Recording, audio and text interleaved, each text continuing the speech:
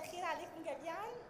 I'm very honored to be here with you, and I'm really thankful for this invitation, and I'm pleased to be moderating the session on the integration is made by diversity, a session that will be actually focusing on diversity, inclusion and sustainability. And before I start, I would like to welcome my panelists. I will start with سعادة السيد سعيد حمدان، المدير التنفيذي لمركز أبو ظبي للغة العربية. Mrs. Cristina Puerta, editorial specialist in the UNESCO Publishing. And Mr. Michael Coleman, chair inclusive publishing at the International Publishers Association and senior vice president of information industry relations at Elsevier. Before I start, I would like to talk a little bit about UAE's engagement in the Sustainable Development Goal. The UAE commitment to sustainable development is not new. Its principles were underpinned in the plans of the UAE Vision of 2021. In 2017, the UAE government announced a 50-year strategy for development with a clear commitment to make UAE the best place to live with a very clear development strategy. Then came the UN 23 agenda, with the UAE very much engaged and very much committed to reach the Sustainable Development Goals. Then we are now here today with the 2023 as the year for sustainability under the theme Today for Tomorrow. And today we have the Abu Dhabi Book Fair transformed completely into a new think tank and knowledge sharing hub for all the regional publishers and all the publishers in the Arab countries. I would like to share with you also my personal experience as a WIPO, World Intellectual Property Organization, senior program officer in charge of all copyright and creative industry in Arab and African countries. We're working very closely with UAE for the creative industries development. UAE has put in place the first collective management organizations era, which is focusing on publishing, and here I have my colleague Majd with whom I work very closely.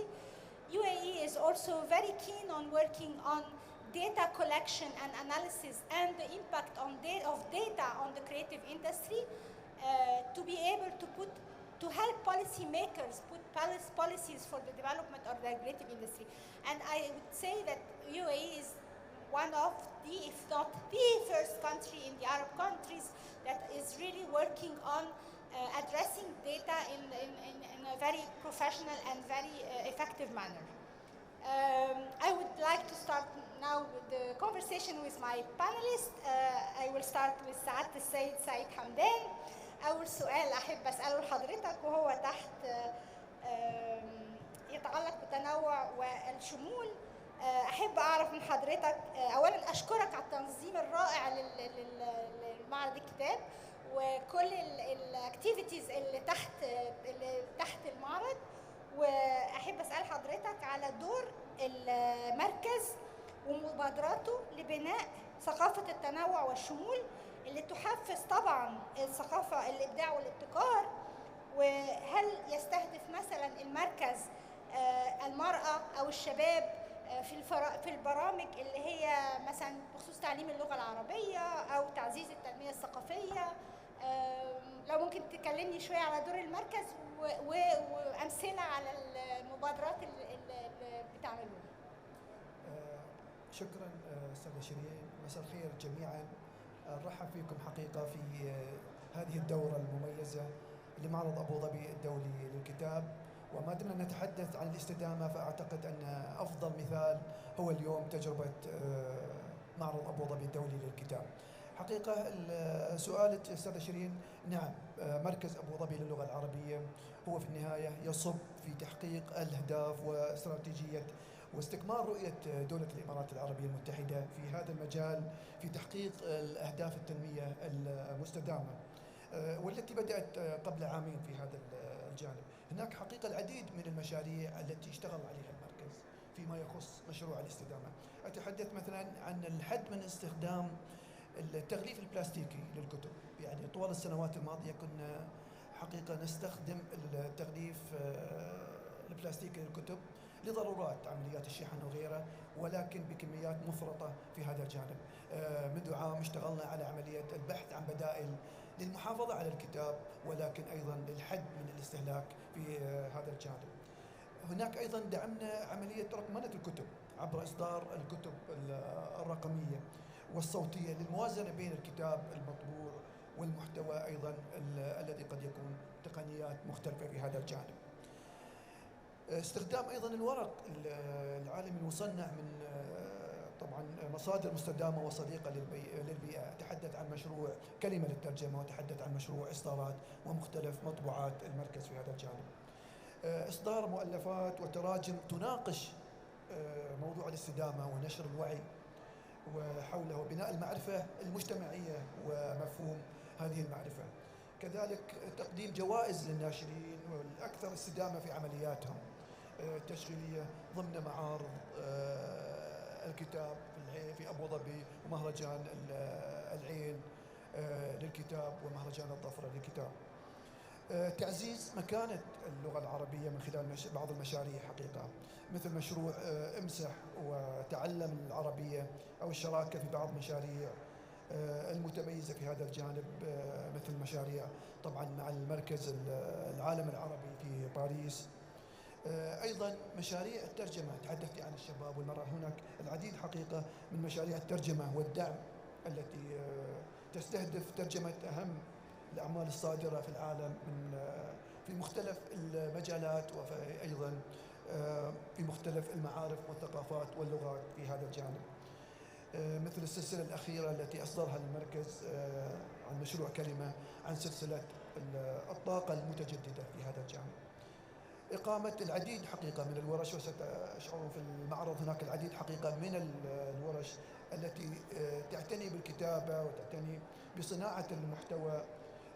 وأيضا مشروع حقيقة أطلقناه خلال الأشهر الماضية، مشروع قلم للكتابة الإبداعية موجه للكتاب الإماراتيين، أيضا بطريقة مختلفة، ليس فقط صناعة الكتاب ولكن أيضا تطوير قدرات هؤلاء الشباب في ورش وبرامج تدريبية.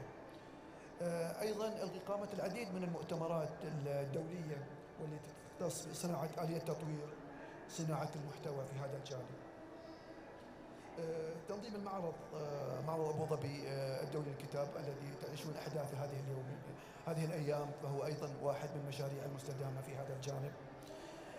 الدعم والإشراف حقيقة على الجوائز في مختلف الفروع. أتحدث عن جائزة الشيخ زايد للكتاب، أتحدث عن البوكر، عن جائزة سرد الذهب التي أطلقها المركز هذا العام، جائزة كنز الجيل، كلها أيضا تصب في هذا المنحى. العديد من المسابقات في مجال الشعر والسرد وغيرها حقيقة من المجالات. مجال التعليم أيضا له نصيب في هذا الجانب. هناك برامج المنحة البحثية مثل سلسلة بصائر التي أطلقها المركز في هذا الجانب. فهناك حقيقة العديد من المشاريع التي تعنى بمفهوم الاستدامة في هذا الجانب.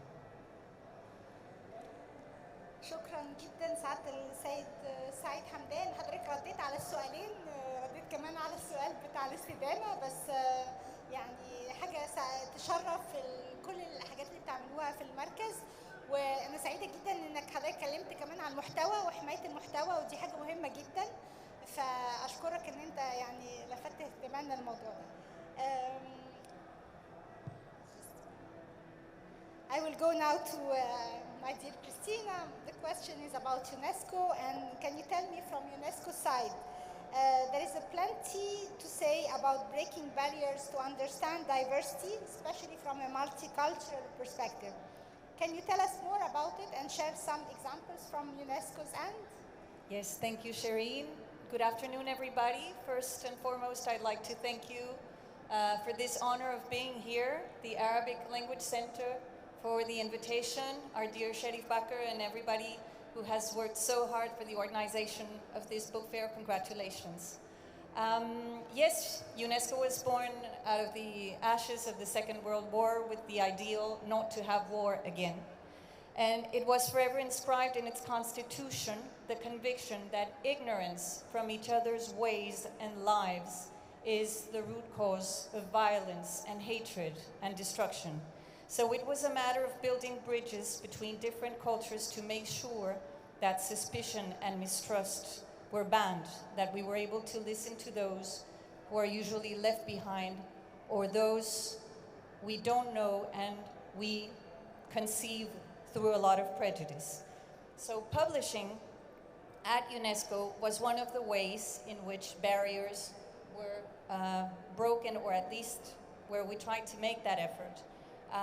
For example, in 1948, the United Nations in New York asked UNESCO to work on a program of international translations for classics of books from different cultures around the world that would be translated into English, French, Arabic, and Spanish. And so UNESCO organized, the publishing industry was not the same as it is today. And so since 1948 and up to the year 2000, there was 1,300 books published from different cultures. For example, Romeo and Juliet from Shakespeare was translated into Indonesian at the time. And many authors who were not known outside their national borders came to have world recognition, like Yasunari Kawabata, for example, who was virtually unknown outside of Japan. And that was the case with many other different authors. That was one thing that happened. Another was that as Africa started to decolonize, there was no written history of the continent. And the only lens people had to understand African history was through the colonizers' views. So UNESCO invited scholars from the 1960s onwards, African scholars, to tell the story about the continent they had lived in and the one they knew well. So it was the first time African historians and specialists could tell the world what they had lived and how they saw life. And so this series is still being produced today. We're currently working on volumes 9, 10, and 11, and that project, the General History of Africa, gave rise to other regional histories. For example, the history of Islamic culture, which is what was published in 6 volumes, the history of Latin America, the history of the Caribbean, Central Asia, and all those projects were written by specialists from the region and who wanted to share their views. So those are 2 examples. Right now we have another interesting project because we continue through publishing to try to break those barriers of misunderstanding and prejudice. And there is right now a project to convene specialists of the Arabic language to understand the role and legacy of Arabic throughout the Silk Roads. At UNESCO we have a Silk Roads program. And we're trying to see the heritage for everybody, not just the countries that today represent the old Silk Roads, but everybody, what we inherited in terms of sports, textiles, different practices, and how important Arabic was. So that is one example from UNESCO's publishing perspective. Thank you very much, Christina. And actually, it just shows how the UN is working really on protecting the cultural heritage of these countries, and I mean, with all the differences that it comes with. So, as a follow-up question, I would like to ask you: are we able to change? Are we just scratching the surface? And what, according to you, can the publishing industry do to increase diversity and inclusion? We're definitely only scratching the surface, and we don't even need to be ashamed of that, because we are scratching, it means we're doing something already. But of course, much remains to be done. When you see all the hatred and discrimination and intolerance everywhere in social media, in the streets, war going on, it's obviously a lot of work we need to do. But it's good to start.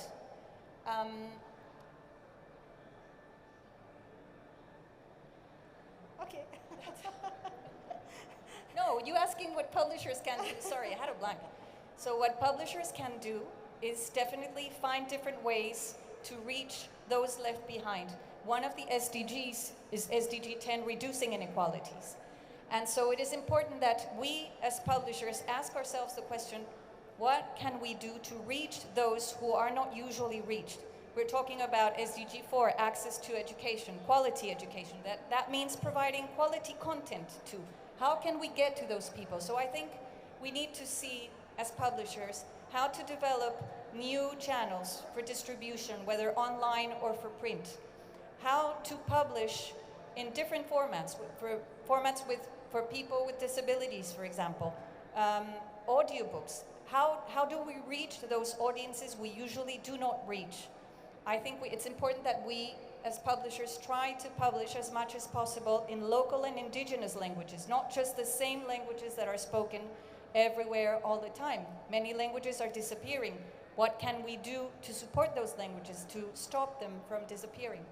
And also, I think, and that's what I'd like to say most of all today, I think publishers need to partner with different organizations outside of the publishing industry, because that's when they become stronger. Because publishers, you're already doing so many things all the time. You're not sleeping, you're taking care of everything. You're bringing your creativity, your good content, everything. But there's a limit to what you can do. And us, multilateral organizations, or NGOs, non-profits, people who share your same ideals, can help you get help, can help you replicate a message. So we need to work together. That's what I think we need to do. Well, thank you very much, Christina. And we will talk later about access to education, because for me it's a very important aspect of sustainability if we talk about sustainability. I will now go to my dear friend Michael Coleman, the chair of Inclusive Publishing at the IPA and the senior vice president of information industry at Elsevier. Can you tell me, please, Michael, diversity and inclusion has been one on the agenda of the IPA. What has been achieved, and what are the key priorities going forward? Yes, thank you, Shireen. And I'm also very happy to be invited here. Thank you for hosting me. Thank you that I can represent the International Publishers Association, which is an umbrella organization of publishing organizations around the world and can be seen as the international voice of publishing. The IPA has two strong pillars. One is about copyright, so that's one that really resonates with our neighbors in Geneva at WIPO. And the other one is about freedom to publish. I'm also very happy that during the last 5-10 years, other topics are risen to and have now really been in focus. And I'm happy that I personally could help a little bit. Sustainability is one of them, and diversity and inclusion is another. So when we talk about diversity and inclusion, there are several aspects to be considered. So first, if you are a publisher or a publishing house, you must make sure that the people that work for you are diverse and that they feel included, that there's a sense of belonging. And the other way we as publishers can influence diversity and inclusion is, of course, through what we publish. We as publishers can be catalysts of societal change through our publications. Now this also applies to the IPA. The IPA is more than 125 years old, and for a century the leadership were always white men, mostly from Europe. This was not a diverse group, and I'm very happy to kind of report that that has changed. We had an Asian president, we had a president who was a member of the LGBTIQ community. We have the first Muslim president, the first president from the Middle East. I think you all know Badur al-Qasimi. And now we have a female president from Brazil, soon to be succeeded, well, in 2 years, by a female president from Georgia. So it's really, you can see that now we are reflecting this diversity also in our own organization in the IPA. Now, if we look at our members, what are they doing about diversity and inclusion?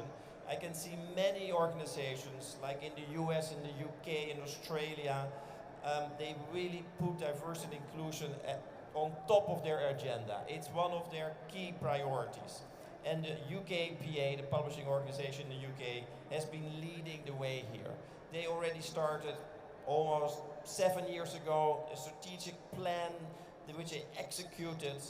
And what I really like there is that they measure how they're doing on diversity. Because if you don't measure, you don't know how you are doing.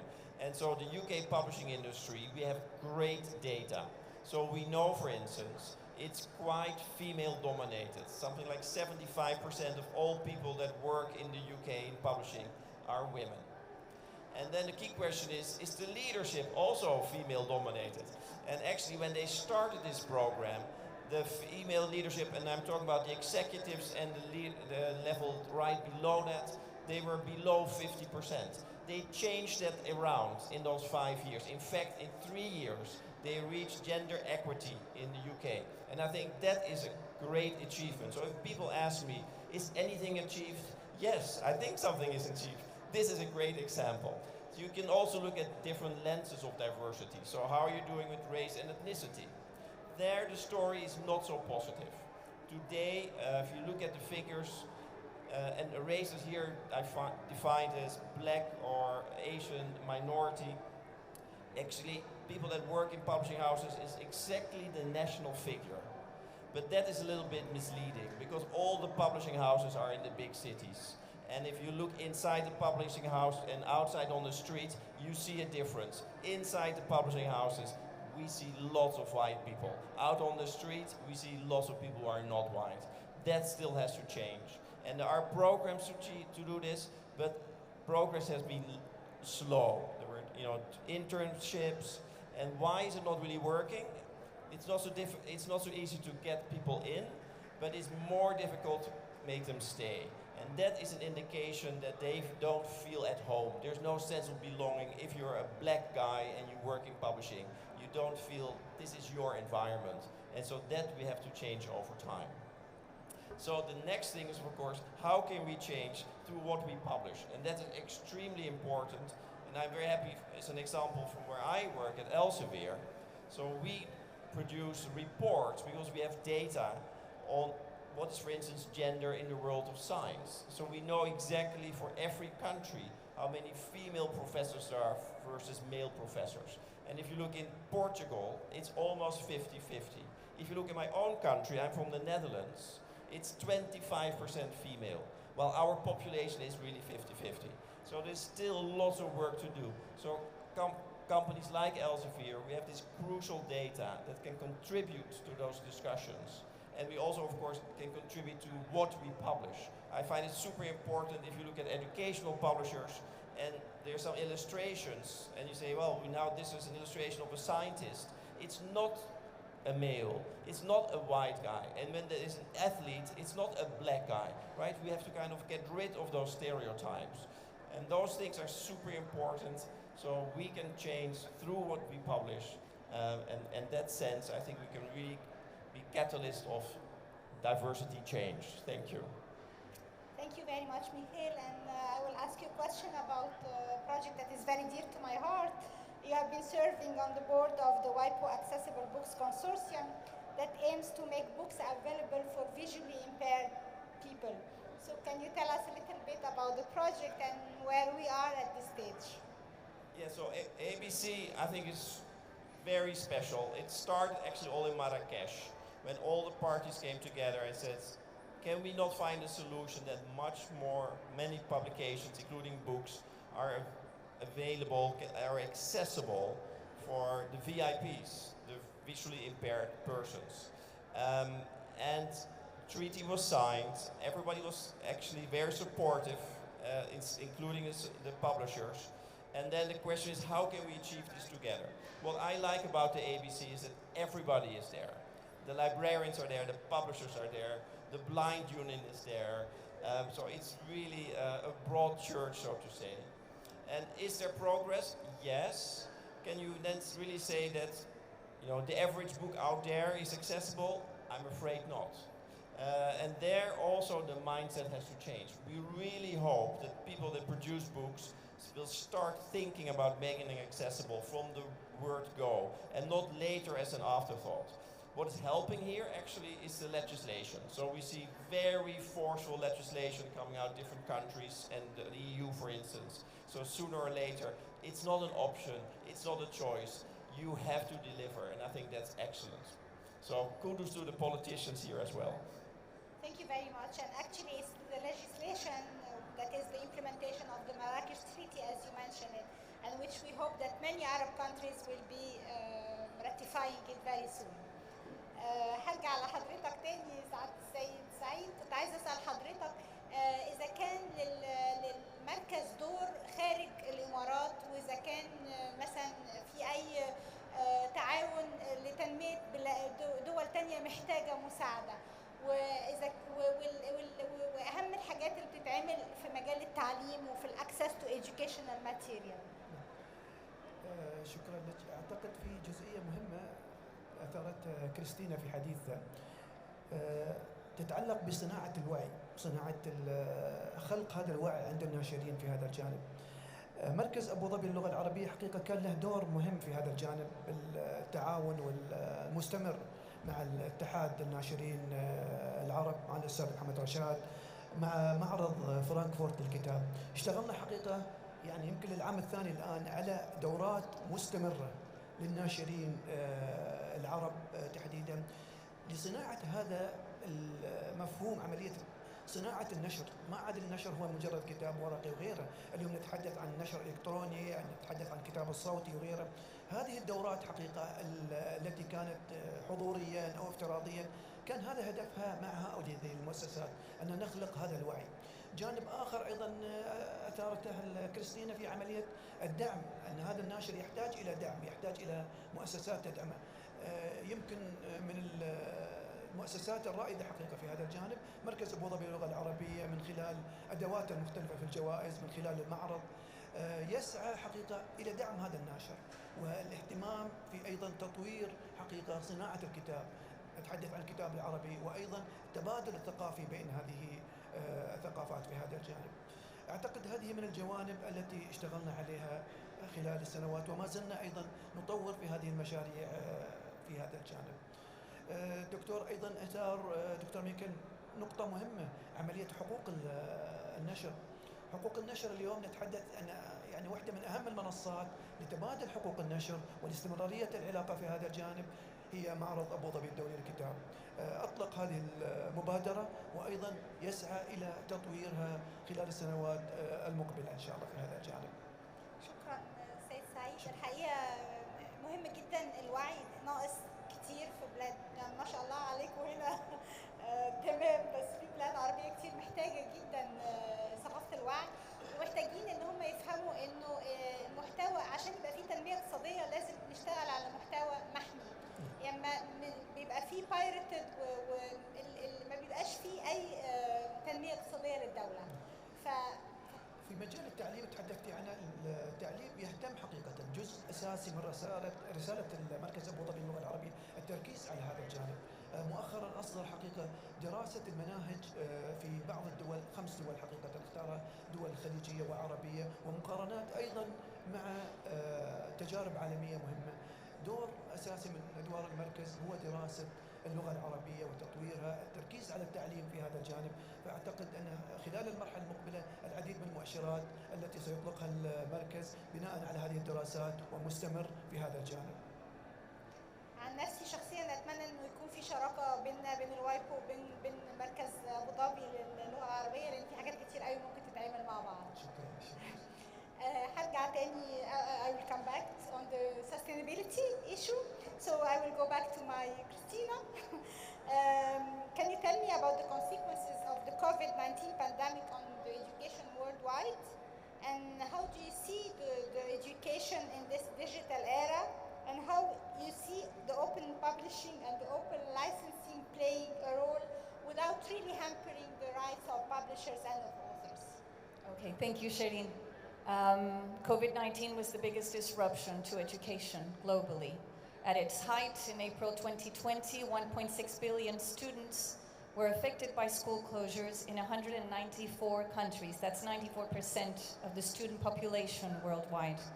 By October that same year, there were still 580 million students who had not been able to return to school in at least some 30 countries. And we know that at least 11 million girls never made it back to school, which of course puts girls in greater danger from being victims to gender-based violence at home, early pregnancy, and every other violation to their rights. Today the situation is quite terrifying because we know that 70% of children around 10 years old in low and middle income countries are unable to understand simple written text. The percentage before COVID of that same fact was 57%. So we've gone back a lot. And inequality in education has even worsened in terms of the funding gap countries are having for education. And we know that this generation is going to lose at least $16 trillion in lifetime earnings. That was the conclusion of a report produced by UNESCO, UNICEF, and the World Bank. So this is a terrible situation. Today we have 770 million adults who are illiterate. And so we're talking about the digital revolution and how to get education to everyone. And we're talking about equal access to quality education. So I cannot help myself from thinking, who is this digital revolution in education for? Because we're leaving a lot of people behind. We know that 43% of households are not connected to the internet around the world. So again, who are we publishing for? What are we doing to reach all those left behind and those who need us more than ever because of this terrible pandemic that affected all of us in so many different ways? This digital era for education and for publishing is indeed a great advantage for those who can already have access to internet, for those who are digitally literate. But what about all the rest? And open solutions are, of course, one way of making sure that quality content goes out to as many as possible. But again, if those people don't have the access, then how can we ever reach them? And that is the question we need to work on. Who are we publishing for, and why? For whom are we doing this? At UNESCO, we have an open access policy since 2013. It was the result of many conversations for several years at WIPO with other UN agencies and multilateral agencies to see how we could give back to society the product of our own research, our own studies, our own recommendations. And of course, that doesn't stop us from publishing with commercial publishers as well, because we find we customize those licenses to make sure that publishers, commercial publishers, can still market their publications and work normally through their regular channels, which are the channels we actually would like to reach. So the way, not just, I think a legal framework is obviously always necessary for open access, because otherwise it's just out there and then there's the risk of piracy, and I think everybody is very much scared about it. But open access and open solutions are a choice from the copyright holder to say, well, I want my content to reach as many audiences as we like. And what we do is we customize it depending on who we're partnering with. But we try to make sure that eventually content is published through at least our online repository for people to see it. Maybe not to use it to produce derivative content, maybe not to commercialize it, but at least to have access to it. Thank you very much, Christina. And a follow-up question will be to Michiel. Can you tell me about when we talk about access to education and the problems and challenges that were faced during the COVID? Can you tell me about recent initiatives that were taken by countries or by publishers in a way to provide access to education material to people? Absolutely. So it's very interesting. When Badour became president, she started a program called Inspire, and it kind of sets for what we see there. And it was a way to kind of re-energize the publishing industry after the Corona crisis. And we saw a bit of a division there as well, just like Christina was sketching. I mean, if you are a small publisher and you don't really know how to publish digitally, you would be really at a disadvantage. If you're an advanced publisher and more of you kind of know how to publish things digitally, how to deliver it digitally, you would actually be at an advantage. And those publishers, they survived the corona pandemic really well. And so that makes you think, what are the best solutions here?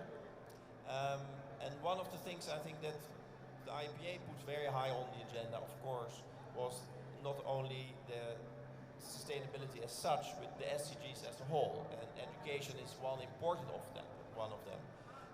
There were some key partnerships with the UN, and I'm acutely aware I'm sitting here with two representatives of UN organizations.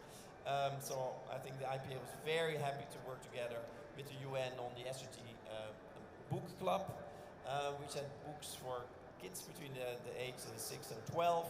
And then later on our SDG Publishers Compact, which is like a commitment that publishers can give and say, yes, I'm going to work on the SDGs. Because we realize the SDGs are sometimes a little bit overwhelming. There are 17, and below that there are like almost 170 very defined objectives. Where do I start? So the compact makes it very easy. You as a publishing organization or publisher, you can start tomorrow and say, well, focus on one SDG. Make sure you have a budget. Make sure somebody feels accountable, etc. Now to come back to your original question, because I digressed a little bit. Of course, part of the IPA is educational publishers, and we're acutely aware how important that is. And of course, I very much subscribe to the concept of partnerships. We don't only want to have books out there, we want to have books out there and being read, and being found, and being discovered. I personally love the open access model. I work for a commercial publisher. It's in the science, technology, and medical area. Everything we publish today is open access. And it's a model, it's great because it's accessible for everybody. All scientists, but also all laymen who are interested. All citizens who are interested in science, they have access to this. And in this area, we have actually quite an interesting initiative in Egypt, the Egypt Knowledge Bank, where publishers all together with the government make key information available to everybody in Egypt, so every citizen in Egypt.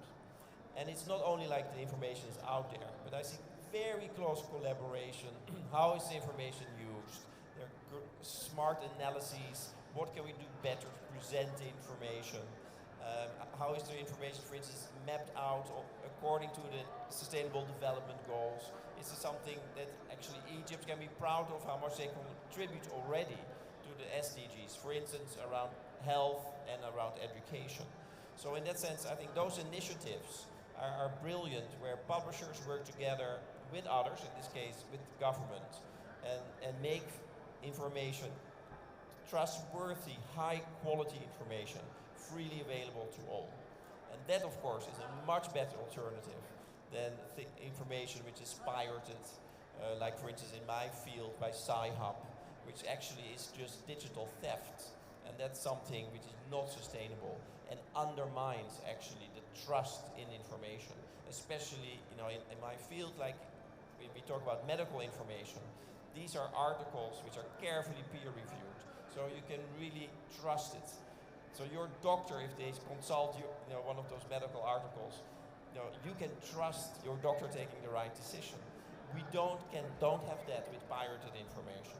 So I love the initiatives of governments or other parties working together with publishers and making published information even more available outside maybe of a small group of readers, but also definitely broader parts of society. Thank you very much. And indeed, I heard a lot about the initiative in Egypt, and I heard also that there were many countries that were very interested in having the same platform of access to educational with the special licensing schemes that they have. So yes, maybe we can work together also on such similar initiatives. So I would like to ask the three of my panelists question at the end of our session on what do they really see as a concrete action that we can take to work all together to reach, to have the publishing industry help in achieving the SDGs, but also to reach a sustainable publishing industry that protects the publishers, protect the authors, protect the content. So I will start with Christina, and then we will go to Michael and Said. Thank you, Shireen. Publishers have a great power, and that is that they can produce, conceive good content and put it out there, spread the word for things. And I think that the first thing one needs to ask is really, what can I do at my level? I'm thinking of a very specific example. I'm going to make some publicity here. As I said, this is the International Decade for Indigenous Languages from 2022 to 2032. And as I mentioned, many languages are disappearing. We have 7,000 languages being used, signed, or spoken in the world today, and 90% of those 7,000 are going to disappear at the end of this century if we don't do something. So of course many will disappear, but that we cannot probably stop that, but we can work a little bit to try to prevent this from happening. So one of the things we're doing at UNESCO is that we're working with an author called Victor Santos on this book called What Makes Us Human, that is going to be published very soon. It's already published in Brazil and South Korea. It's going to be published here by an excellent Emirati children's books publisher. And we're partnering with the author and with the individual publishers for the different language editions to spread the word about language conservation. So, for example, we're going to launch an edition in Latin America, in Chile, that is bilingual. It's Mapuzugun, so that's the language of the Mapuche community in Chile. That is very, very important, and in Spanish. And we're going to launch it with a Spanish publisher in Spain, World Rights, and also in Catalan, Basque, Asturian, and Gallego. We're negotiating an agreement as well for the English edition. We're going to work with Mozambique to have bilingual editions, Portuguese, Makwa, and other languages in Mozambique. And this book is getting a lot of momentum. And what we're doing is that we're going to help the publishers spread the word out about the importance of languages. We want to raise awareness. So that's one action we can do.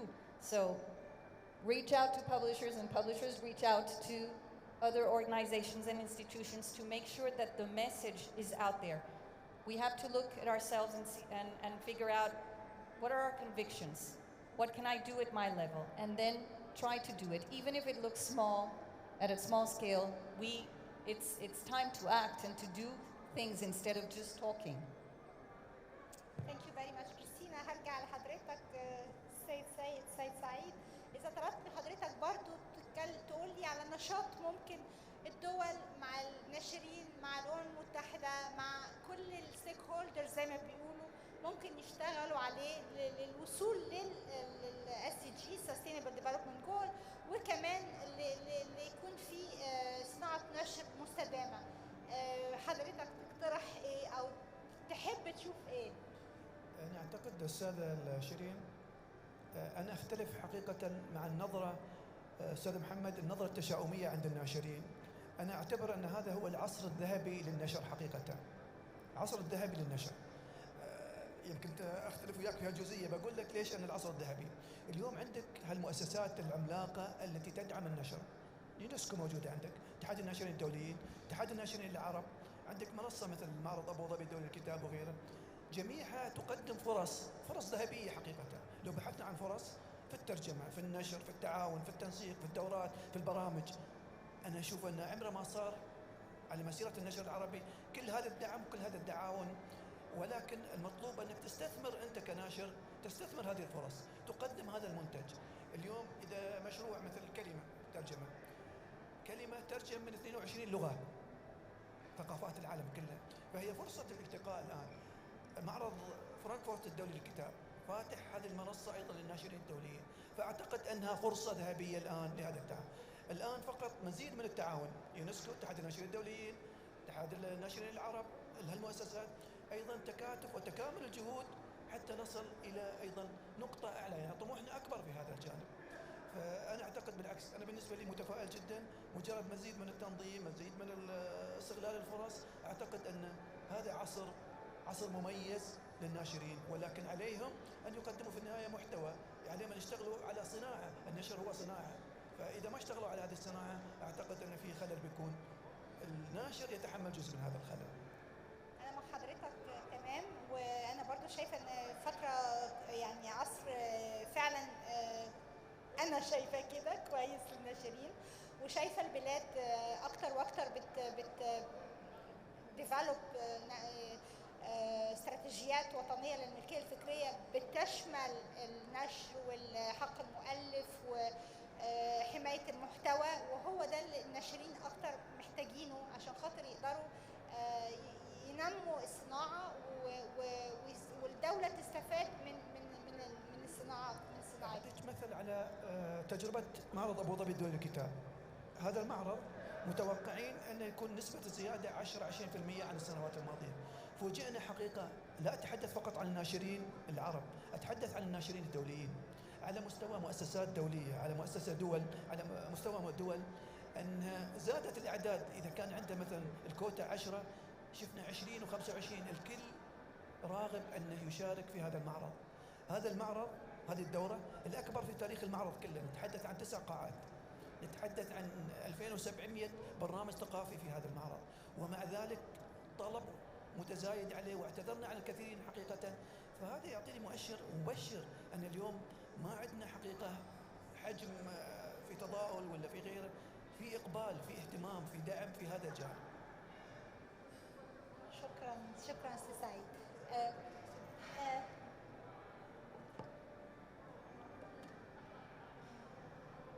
طبعا اتفضل. If you would like just to comment on what اولا في البدايه يعني عن نفسي وعن اتحاد الناشرين العرب بنقدم بخالص الشكر والتقدير لمركز ابو ظبي للغه العربيه وعلى الجهود الكبيره اللي بيقدموها، يعني والرعايه اللي موجوده من دائره الثقافه، رئيس دائره الثقافه والاعلام والدكتور علي، مع جهد اللي قام بيه كبير قوي في الدوره دي والدوره اللي فاتت، استاذ سعيد وكل العاملين معاه. أنا ربما أتفق معاه في إنه فرصة ذهبية وهو بيتكلم عن دولة الإمارات، لكن أنا بتكلم عن 22 دولة عربية. 22 دولة عربية. بالمناسبة معرض أبو ظبي يتميز عن أنا بشتغل في المهنة من السبعينات، عمري ما شفت معرض بعد ما الناشرين يشاركوا فيه ويدفعوا يسددوا إيجار المعرض إن يرجعوا لهم قيمة الإيجار، عمري ما شفت الكلام ده. فمعرض أبو ظبي رجع للناشرين قيمة الرسوم الجمركية، فده شيء طيب. التفاؤل اللي حضرتك بتقول عليه ده مظبوط، بس تعالى نتكلم بقى على الواقع. 22 دولة. أنا لو رحت الاتحاد الناشرين الدولي أول حاجة بيقولها لنا خوسيه إنه ما عندهمش فلوس، فهيدعمني إزاي؟ حتى بطلبت إن يبقى فيه دعم عن طريق البرامج اللي المفروض إن يكون فيه دعم ليها، بيبقى الاعتراض على إنه ما عندوش إمكانيات مالية.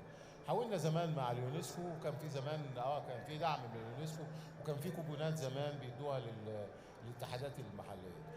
الحقيقه اللي انا عايز اقوله ان احنا كصناعه النشر العربي، وانا بأقر هذا، صناعه ضعيفه، صناعه النشر العربي، وليست بالقوه اللي هي المفروض مطلوبه. احنا اكثر من 400 مليون نسمة على مستوى الوطن العربي، وفي السنين الأخيرة زادت عدد الطلاب في المدارس والجامعات. كل ده المفترض أن يشجع الناشرين أنه يقدروا يشتغلوا بشكل أفضل وأحسن.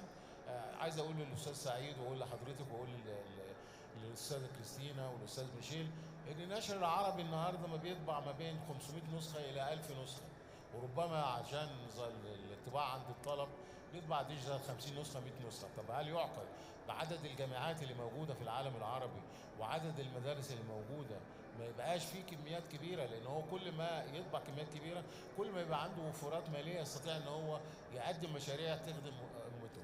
الحاجه الثانيه اللي هي موجوده ان الحكومات العربيه لا تعترف ان النشر صناعه، والمعنى لو في صناعه معناه ان يبقى في دعم، المفروض يبقى في دعم موجود.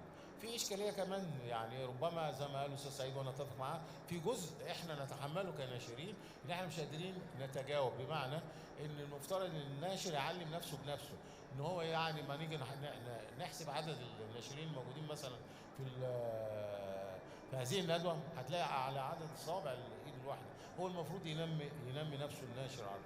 لكن عايز اقول ان الناشرين يعني دوله الامارات بالذات الحقيقه بتقدم وبتنفق على الثقافه، وده الفكر اللي غايب عن معظم الحكومات العربيه.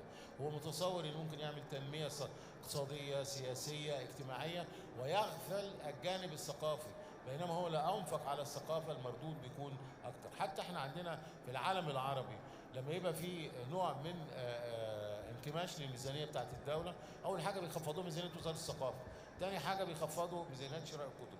عندنا مشكله، يعني انا كلمت الاستاذ كريستينا على التعليم، طب ايه راي حضرتك ان التعليم هو اصلا اللي كان جذب او شد صناعه النشر العربي في من منذ الاربعينات والثلاثينات حتى السبعينات.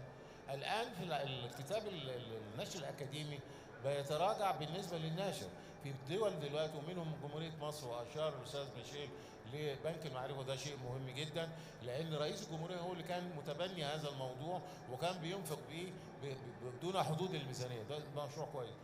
الان والمثال موجود في مصر، اتمنع الكتاب الورقي واصبح عن طريق الكتاب الرقمي، وده خطا موجود. الحاجه الاخيره عشان انا طولت يعني عايز اقول ايه، ان الكتاب الرقمي مستباح في العالم العربي لان القوانين الملكيه الفكريه ضعيفه جدا، وبالتالي الناشر بيعاني هذه المعاناه. الكتاب الورقي الاعتداء عليه، وانا يمكن اقول لك مثال، انا مقدم من سنه 2012 في البرلمان المصري تعديل القانون وتغليظ العقوبه، الى الان لم يتم. لكن عايز اقول لزملاء الناشرين وبقول لحضراتكم كمان ان لا علينا ان احنا نعيد النظر تاني في المعارض هي المفترض المحترفين، المعارض ابو ظبي ومعرض شارع بيحقق المعادله، ان كل المعارض في العالم العربي بيكتب المعرض الدولي للكتاب، بينما هي اسواق للكتاب. المفترض زي معارض للمحترفين يبقى للناشرين ومؤلفين ومصممين الكتب واصحاب المطابع والكلام ده كله. معرض ظبي بيحقق المعادله الاثنين دي.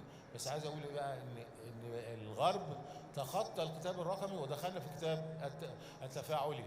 هل الناشر العربي مجهز نفسه لهذا الموضوع؟ ده سؤال. هل هو بس مقصود الدعم؟ الناشر مش عايز فلوس، مش عايز عايز دعم ادبي، عايز يبقى في ميزانيات موجوده في الجامعات وفي المدارس يستطيع ان هو يكمل. لكن في النهايه بحب ان انا يعني باسمي فعلا وليس مجامله تقديرنا الكامل لاداره معرض ابو ظبي، لانها بتقدم خدمات كتير وفعاليات ثقافيه وبرامج مهنيه، شيء مفرح، وفي نفس الوقت الحقيقه كلنا بنستريح، او بمعنى اصح بنكون سعداء ان احنا موجودين في دوله الامارات وفي اماره ابو ظبي. شكرا واسف على الاطاله. شكرا استاذ محمد، وهرجع اكد على حضرتك تاني حكايه النشر كصناعه. الامارات اشتغلت كتير قوي على الاحصائيات اللي هي ساعدت صانعي القرارات ان هم يعرفوا دور النشر وزي ما بيقولوا مدى ازاي هو بيساعد على التنميه الاقتصاديه للدوله. وهي في الحاله دي بس الدول بتقدر تعرف دور اهميه صناعه النشر واهميه الصناعات الابداعيه كلها. احنا في بلاد كتير كل الصناعات الابداعيه لا وجود لها، مع انها يعني المفروض ان هي بتساهم بحوالي 3.5 او 4% من الدخل بالظبط. فاتمنى ان انا زي ما حصل في الامارات اشوف بلاد تانية كتير باذن الله باذن الله. خلينا عندنا صبر. فانا هرجع نصوم اقول حضرتك عايز تعقب على كلام استاذ محمد؟ بس يشيروا لي الزملاء ان الوقت Okay, أنا بس آخر سؤال. I will go back to Michael because he was not given the chance to answer the last question. Well, I had another question for you, but it seems that we don't have time. They are reminding us.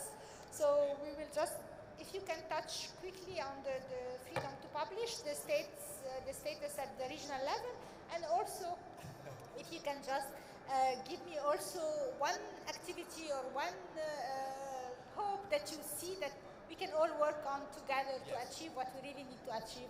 Let me do especially the latter. So one topic we did not talk about here is climate change. And of course, COP28 will take place here at the end of November. It's going to be a historic moment for the Emirates to host such an important meeting. I know that the Emirates is fully committed also to make that transition. The Emirates has a deadline by 2050 to be carbon neutral, to be net zero. I strongly salute that, and I think this is also a calling call to us, publishers here in Abu Dhabi, publishers here in the Emirates, but also publishers worldwide, to put the climate change more on the agenda. I heard a sense of urgency from all actually the speakers. We are now in the decade of change. We can only tackle climate change today. This is not a problem we can kind of move forward. And I think publishers have to also contribute to that very important societal problem. We must get our own houses in order. We also have carbon footprints ourselves. We have direct emissions and indirect emissions. But just like with diversity and inclusion, we can also change the narrative about climate change through what we publish. We can contribute to the knowledge around climate change through what we publish. So I think climate change is a very important topic, and I think it's a very good topic to finish with. Thank you. Thank you very much. في الختام أحب طبعا أشكر معالي السيد سعيد حمدان على الدعوة الكريمة باسمي وباسم البانelists معايا. I would like to thank you all for this great dialogue and this great engagement. واشكرك حقيقي على صالون الكتاب، معرض الكتاب الرائع، وعلى على المؤتمر اللي احنا عاملينه ده الرائع، وعلى يعني كل اللي بتعمله الامارات لدعم الصناعات الابداعيه في العالم العربي كله. اتشرفت بوجودي هنا معاكم.